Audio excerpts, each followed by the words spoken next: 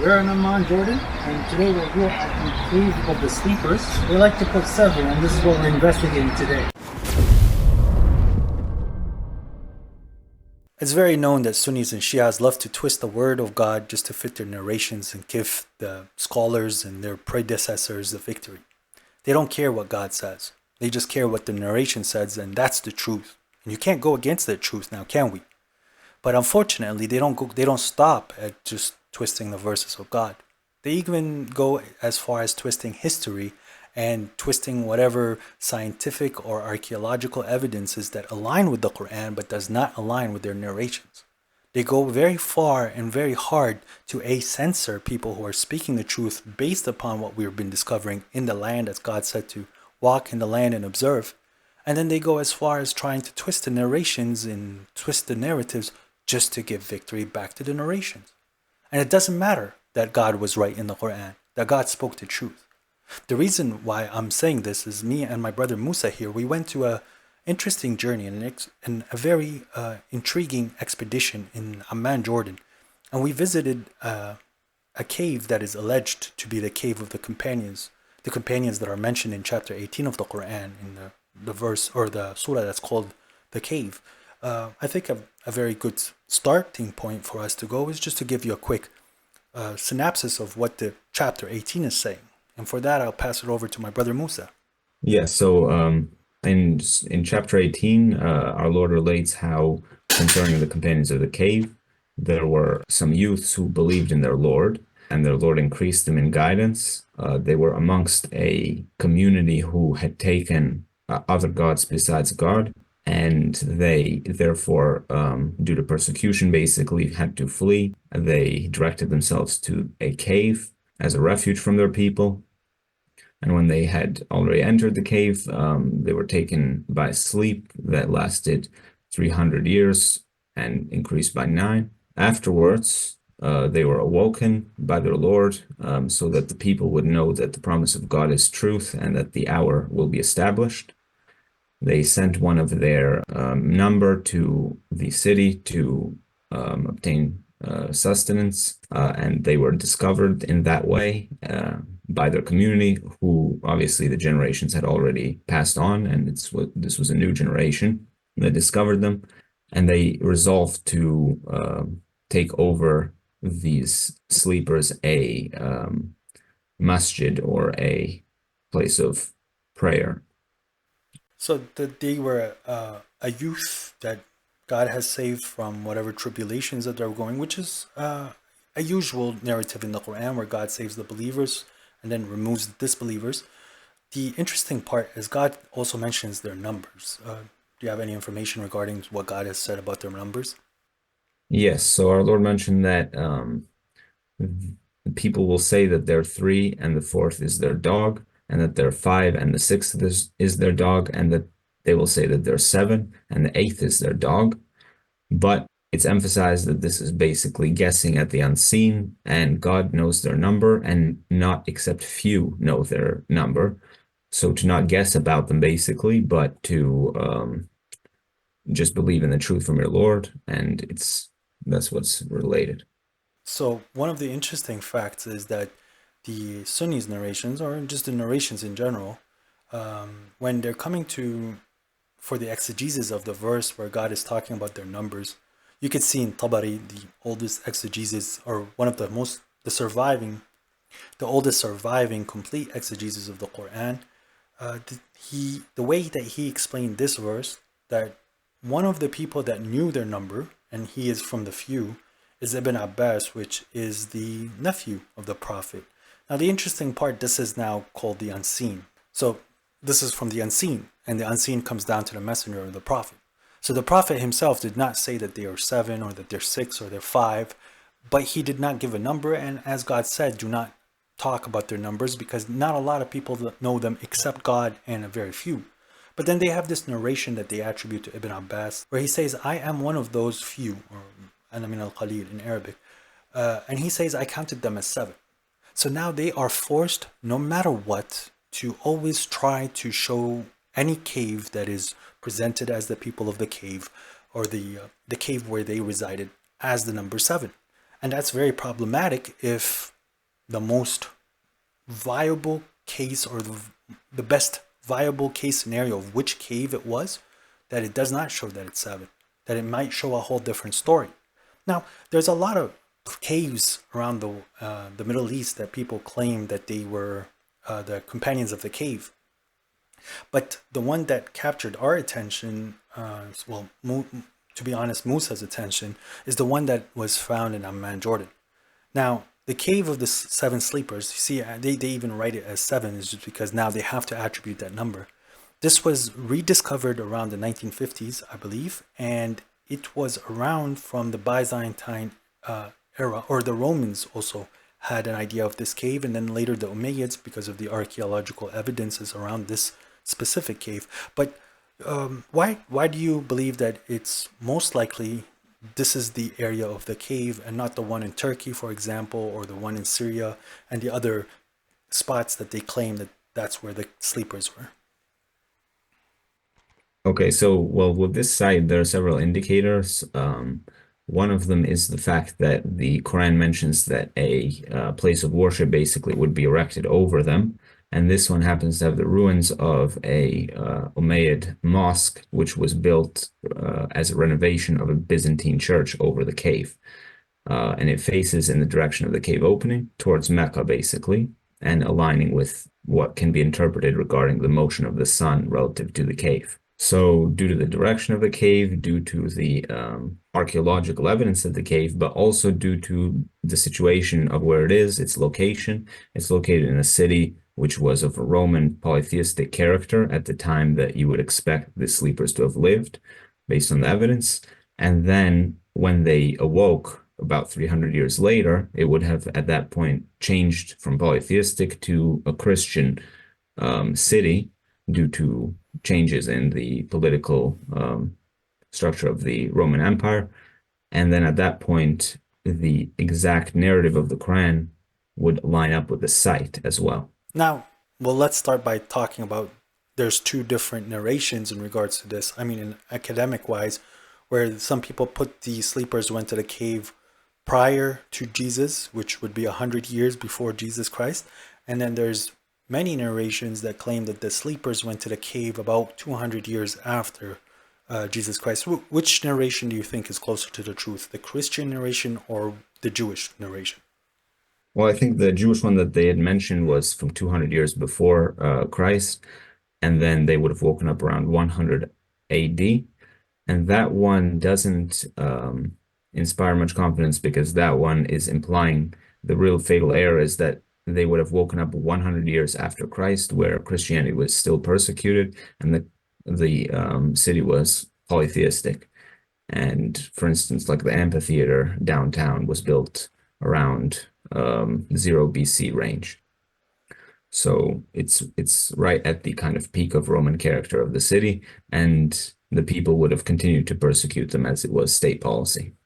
So, if they did go to sleep 200 years before, they would have woken up and still got persecuted, and not much has changed at that point. So, at what year, or relatively at what time, did the Christians stop being persecuted in the Roman Empire, Eastern Roman So Empire?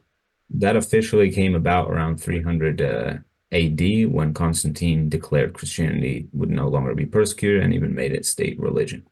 I see. So, if they went, as most narrations try to pinpoint it, at around 200, 250 after Christ, is when they went to sleep. They slept for 300 years. They would have woken up around 500 years, about 150 years, 130 years before the Prophet Muhammad alayhi salatu wasalam. Is that accurate? Yeah, approximately that lines up. And therefore, they would have not been persecuted for being monotheistic. Right. So, because of these indicators, we were really aligning to what we found in Amman and the cave that is around Amman. And the other caves, they just had a lot of holes in their narrations and the way they were set up. Like the most famous one is Ephesus in Turkey, but I don't believe they have a mosque or a church that's built over them. Now, we are going to jump into a video that we recorded there just so that we could show you that, when they're pressed and asked questions, they're not going to be honest with us. And when we're going to go inside, you're going to realize that they're not happy that people are asking questions. So without further ado, here is us in Jordan. All right, so right now we're in front of the cave opening. You can see the cave is presumed to be a natural cave opening. Actually, if you walk through Amman, you see a lot of natural caves. We've already had the chance to observe a few. And this one is just no different, basically, a cave opening into the kind of cliffside or the mountainside or hill. And of course, later, though, after they were discovered, it was presumably expanded and built and carved in this Byzantine style that you see behind me, with these niches and some columns. And then later, of course, on top are the ruins of the Byzantine church, which, if it is indeed the location described in the Quran calls a masjid. You can see right above the door is the prayer niche, which was presumably added during the Umayyad renovation, which transformed or renovated the mosque on top of it. So in terms of construction, you have those indications, which can match with the narrative in the Quran pretty well. Furthermore, you have the Qibla direction being a strong indication, possibly matching up with information presented in the Quran, because the Qibla direction is roughly, of that masjid with its niche, is roughly facing directly towards Mecca with some small deviation of angle. And that also includes the door of the cave itself. Yes, the door of the cave is matching that niche, obviously. And the Quran describes that you see the sun when it rises, inclining from the cave on the right, and when it sets, declining on the left, basically. So the sun, it being noon, is now directly overhead behind us right now, behind the cave. You can show maybe. And as it is going to continue to set, it's going to incline on the left, viewed from this direction towards the cave. So this is the inside of the cave. We are seeing from the surface level that there's 1, 2, 3 graves here, and then another 3 graves at the back there. They are saying that there was one in the middle as well that was removed, and all the bones, they were taken and they were put in there, but they are insisting that there was 7 graves in here, even though it's not on the surface level. You can't see that now. Why are you calling it 7 when there's 6 graves? The 7 here in the middle, it was one. Like they removed it, or was it All underground? the graves are missing one. But I mean, like you could clearly see there's like, It was closed, but they cut it by the time. this was closed. This was a grave itself, right in the middle. Now, the interesting part is they keep saying that it's been removed. And if you look into the first side, which they're saying they're removed, so just as a quick explanation of what he's saying, that you see the grave that's on the left, there's a grave in the center, or a tomb in the center, and then another resting spot on the right. He's saying there was one in the middle that they've destroyed. Now remember, this place was under the Eastern Romans' control, and then it was under the Umayyads' control, and nobody removed the grave, nobody talked about removing a grave, and the grave survived all the way to the 1950s until they decided to remove a grave. Okay, so it was always there, but now all of a sudden they needed to remove a grave. But you could notice right there in front of you where I paused the screen, there's a little step. Okay, and it's symmetrical with what you see on the other side, where there is also a little step. And if you and we looked at the stone on both sides, there was no evidence of anything being built there or having a grave being there.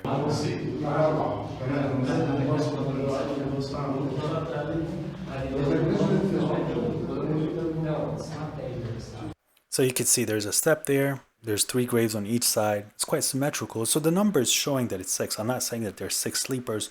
You don't know if one of them left. You don't know if they've added somebody else after they woke up. You don't know what the story is. We really don't know their numbers.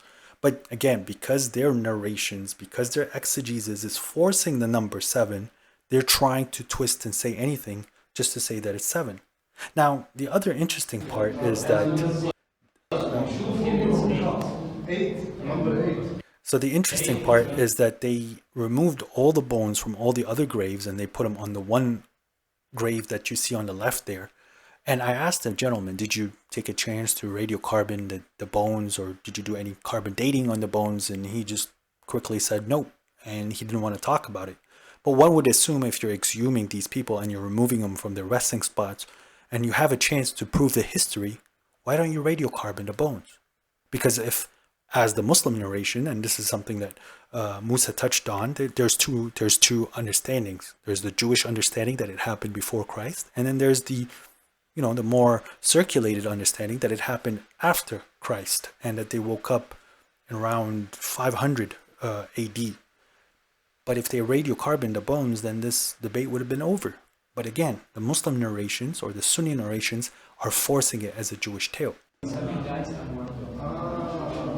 And the star, this is an 8-sided star, which is representing the number 7 with the dog that's 8.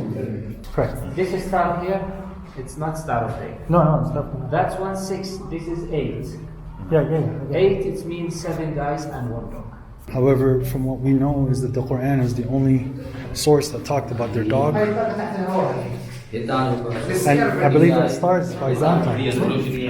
From what it seems, it's a Byzantine star. Again, from so yes, so he's using the star as a proof that there's 7. But the interesting fact that God says that nobody knows their number, their actual number, except a few. But what was the most rampant story before the Quran as their numbers? And Musa has a lot more knowledge about this than me. So, well, yeah, definitely we can say that today the prevalent understanding is that there were 7 amongst the Christians, and that Christians presumably have been viewing that their number was 7 as a widespread belief also prior to the Prophet. So we would expect that 7 is the most prevalent number, as it's basically undebated at this point in time. And it would show that it's not the few numbers, but actually the majority believe that it's 7, correct? Exactly. It's the majority opinion, it seems. Yet the Quran emphasizes that none know them except a few, which would make 7 possibly a less likely interpretation. Right. And the interesting part in your research, I remember you showing me how all the possible numbers that God listed in the Quran, you found where people were actually attributing those numbers. Yeah, I believe we read on Wikipedia that they said that there was a Jewish narration that there was 3, with 4 being the dog, and a Jewish narration of them being 3, a Syrian narration of them being 5, and the Christian one of them being 7. And the narrations that you find from other sources, the Christian sources, they try to make the dog as a dog that used to be able to speak and drive people away with a human voice. But the Quran does not talk much about that, and the Quran is really emphasizing that there was a dog with them, which is adding to a number, correct? But it's very easy that their number was 7 and the dog was the 8, or their number was 6 and the dog was the 7th. So when they're saying the 7 sleepers of the cave, no one else is actually mentioning the dog except the Quran in this point. So for them to say that it's an 8-sided star because of a dog, nobody really talked about the dog in depth or counted them or added them to the count prior. So it sounds like the Quran is the first book that talks about the dog. So that's something that's interesting. They claim that there's, over here where this gentleman is looking, that where the light comes in when the sun is rising. So that's when the sun is rising, it comes here, and when it's setting, the sun will come from the door. So you had a point here to make? Yes, basically their narration here, or their claim, is that the sun is going to enter from this kind of air vent, and then it's going on in the rising portion of the day, and then in the setting portion, it's going to be apparent at the door. But due to the orientation of the cave, which we studied in detail, which is that it's oriented south towards Mecca, this doesn't make any sense, because the sun travels perfectly, basically, kind of parallel to the orientation of the door. So it travels from the right to the left when you're looking at the cave. So it's not going to travel in the way that they're describing at all. And furthermore, if you think about in the winter, actually in the summer, the sun should be completely behind the cave in its entire trajectory, and therefore it will never even shine through the door.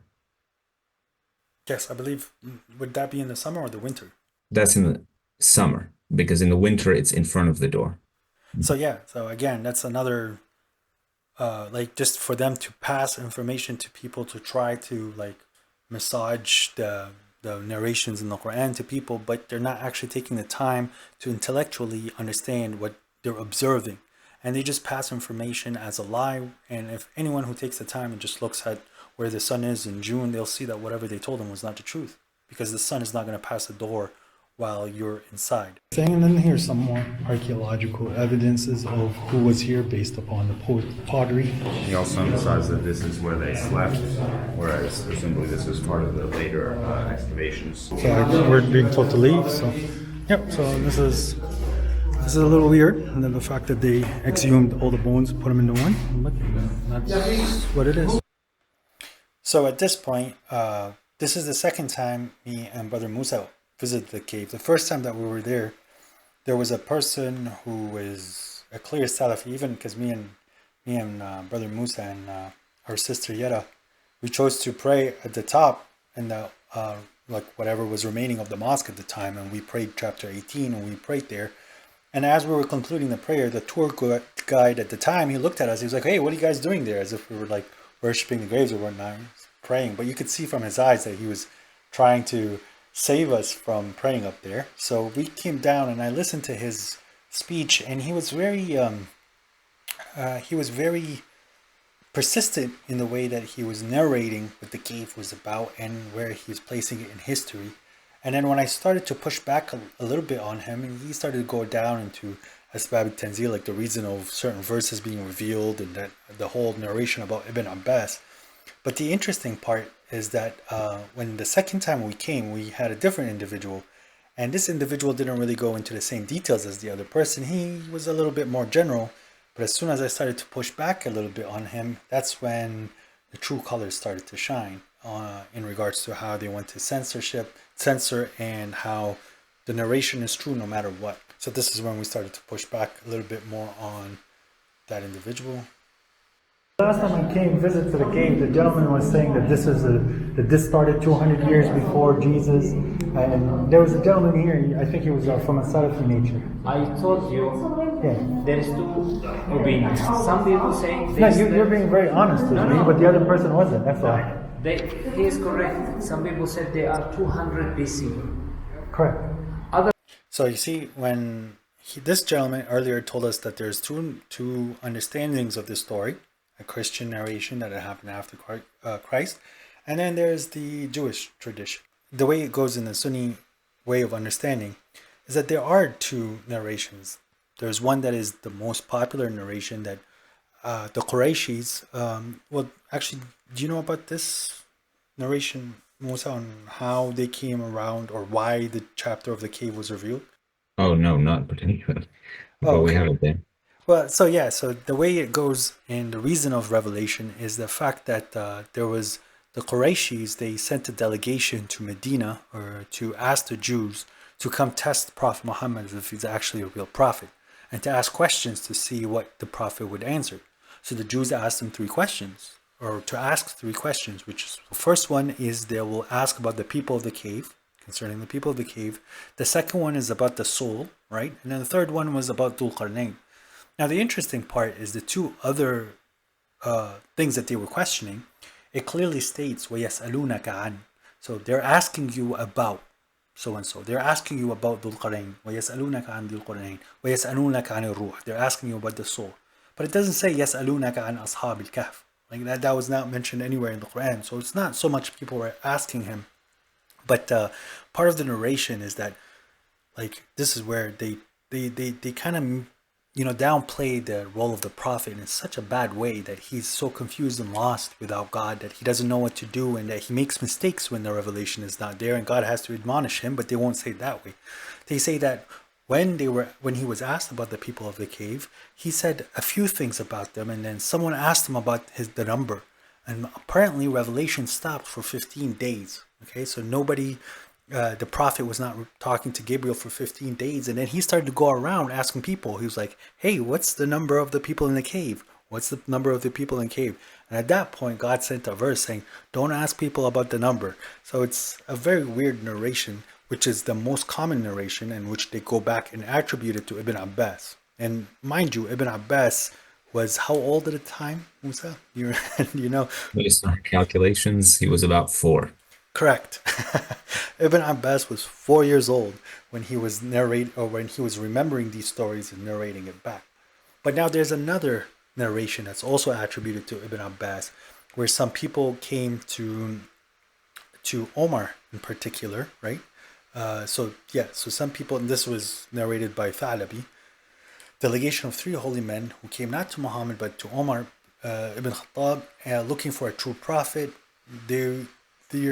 These were not smart, proud, skeptical Jews of Medina, but sincere and humble seekers. And they are the ones who asked about the questions that they tried to attribute to the skeptical Jews of Medina, or like the arrogant Jews of Medina.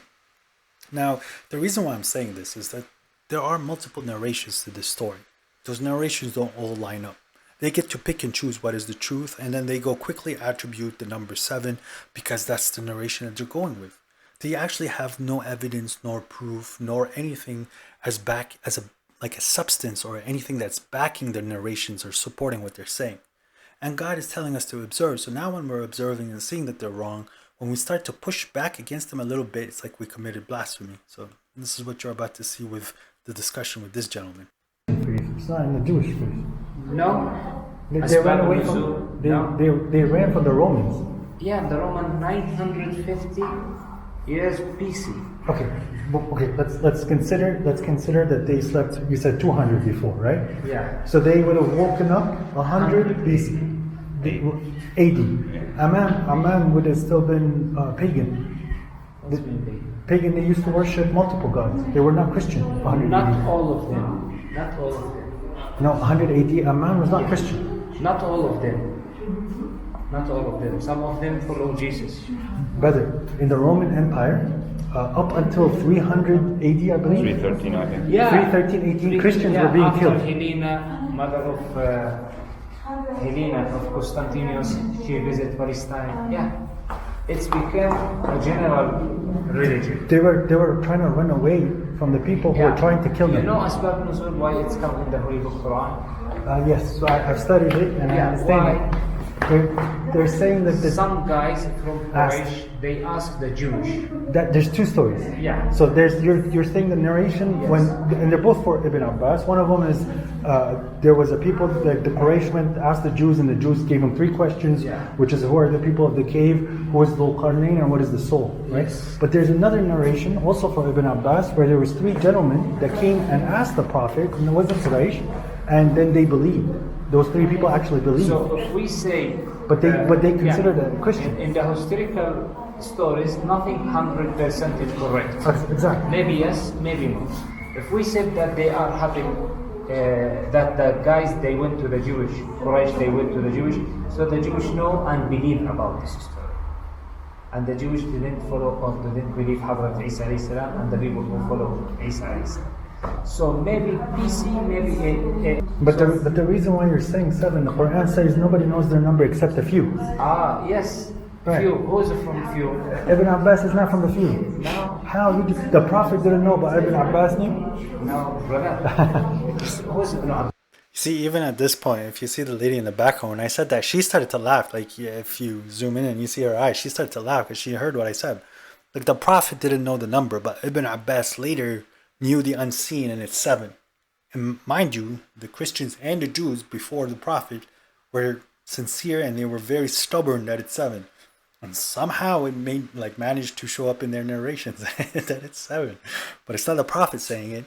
But that's the asbab. So he went into a whole cycle. Like, oh, do you know the reasons of the revelation of these verses? Okay, so what's that got to do with the number 7? Well, because Ibn Abbas said so. So what's that got to do with anything? Well, he's not from the few. Yes, he is. Why? Because the Prophet said that he's going to be from the few, or from the people who understand the religion very well. It's just a really weird story. And that's what happens when you start to push back against their scholarship. He's the nephew. The nephew of the cousin. Cousin of Prophet Muhammad. But Prophet Muhammad prayed to him, Allahumma faqihhu fi din. He is the alim of Sahaba. Brother Ibn Abbas was 4 years old when the story of cave was revealed. Yeah, but tafsir al-Quran, when he have tafsir of the Quran. So when God said, مَا يَعْلَمَهُ إِلَّا قَلِيلٌ, now a lot of people know it. So it's not little. Not a lot. It's not 7, but look, there's 6 grades. This is your opinion, maybe you are cast by your opinion. It's up to you, I brother. understand. Yeah. So now, So this is usually what happens with these people. They just want to end the conversation because he was put in a corner where he has to explain himself. Why is there seven? Why is there six and not seven graves? He goes, "That's your opinion." But the interesting fact now is this is what they do. The people of Jordan, I have nothing against the people of Jordan. And the problem is not with Jordan itself, nor it's actually the something called the Awqaf, or like the ministry of like a religion that is adhering to the Sunni principles. They're the ones who want to censor scholarship. They're the ones who are censoring any intellectual from the West or from their own denomination that speaks against these crazy, illogical, nonsensical narrations. They want to give it the victory, and we're showing that no, you know what, God said the truth and you're not. But they don't like hearing that, and at that point we're not allowed to record anymore. what about the? I think they closed the door now. Is the site being closed right now? No, they will clean it. Oh, I see. Understand. They come, they ask me about the camera. You're filming here.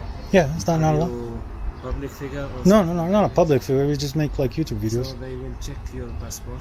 That's fine. If you put anything in the media, Yeah. it must be with the agreement from the Ministry of Awqaf. Yeah. Okay, then we'll stop. You see, he was talking about the Ministry of Awqaf. Those are the people who are going to tell us what we're allowed to put in the media and what we're not allowed to put in the media. Because they have to give the victory to the number 7, where God tells you you don't know their number. And they have to force it upon you no matter what. And when we start to question them, this is usually their reaction. It's like, hey, the ministry is going to have to come check your passports. But the guy made that up. The guy was also lying because nobody came and questioned us and nobody really cared that we were filming. But he knew we were up to no good because we started to question him in that cave. And that's usually how they react. So any closing words, Moses, about what occurred to us there and what you found and what you think overall the whole environment when it came down to being a believer in Jordan? Oh yeah, well, for me, the biggest thing that stood out from the whole experience of the cave was it was striking. Just we had the opportunity to recite the whole surah there, and it's a surah that it's very dear to us, and it's a very potent reminder, and it reminds the people.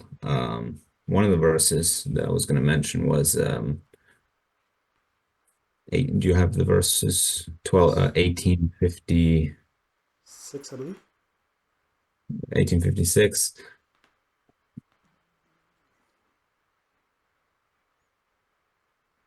That's it.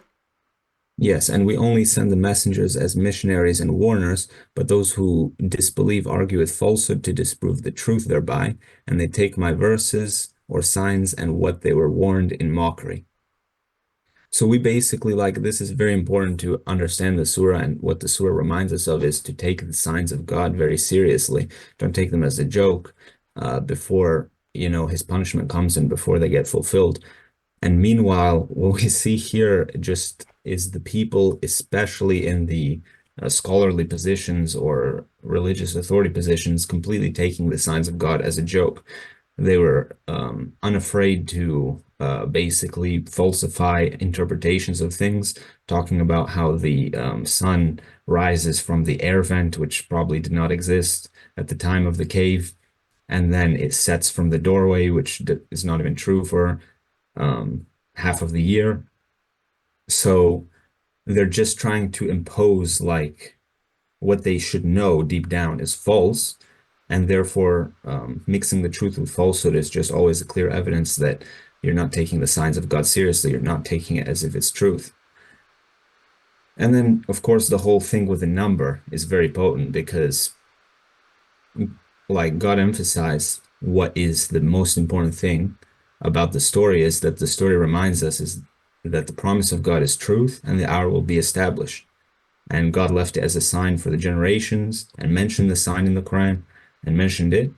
And so the people now at the cave, the scholars, are basically arguing about the number, and the entire speech is about the number basically, which is the one thing that God told us to not worry about and to not dispute about or guess about. And he's talking about, for instance, there's a star with 7 points and the 8th is the dog. So it's all being taken as mockery, as a joke. And the important thing is never being mentioned. We were there twice. We heard two official versions. None of them mention that this is clear evidence of the resurrection. None of them mention that the important things about this. So ultimately, it was just A completely tourist site. taken. Yeah. Tourist site. And it's unfortunate because they had a very, very clear opportunity, a very real opportunity to give victory to the Quran, if that is the site. As Brother Moses said, you have the church that turned into a mosque on top of a cave. You have the resemblance of what the Quran is saying. Just radiocarbon the bones.